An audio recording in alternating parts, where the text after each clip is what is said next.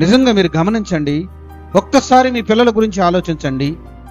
ఈ రోజుల్లో, ఈ తరములో, ఈ రోజుల్లో, ఈ తరములో, ఈ కాలములో మనకు విద్య చేరువయ్యి, తెలివితేటలు చేరువయ్యి అన్ని దగ్గరికి వచ్చాయి. ఇంకా ఈ రోజుల్లో కూడా నీ బిడ్డలు ఇంకా చదవట్లేదు. కొంతమంది బిడ్డలు ఎందుకైంది, ఎందుకు అలా జరిగింది ఒక్కసారి ఆలోచించు. నీ బిడ్డలు చదువుకున్నారా? ఏదో బ్రతికేస్తావా?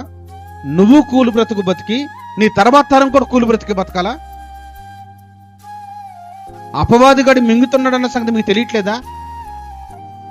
అపవాదిగాడు మింగేస్తున్నాడన్న, మీ విరోధి అయిన అపవాది ఎవడిని మింగుతున్నా అని సగం మందికి విద్యాభ్య లేదు. ఈ తరంలో యవనస్తులకి సగం మందికి ఈ ఊరిలో విద్యాభ్య లేదు.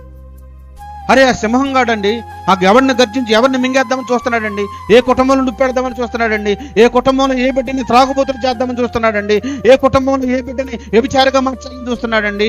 మీ విరోధి అయిన అపవాది గర్జించే సింహం వలె ఎవడిని మింగుతున్నా అని ఇంటింటికి తిరుగుతున్నాడు.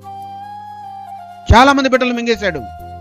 యవనస్తులైన బిడ్డలను విద్యకు దూరం చేశాడు. యవనస్తులైన బిడ్డలను లోకములో ఉన్న మంచి మర్యాదలకు దూరం చేశాడు.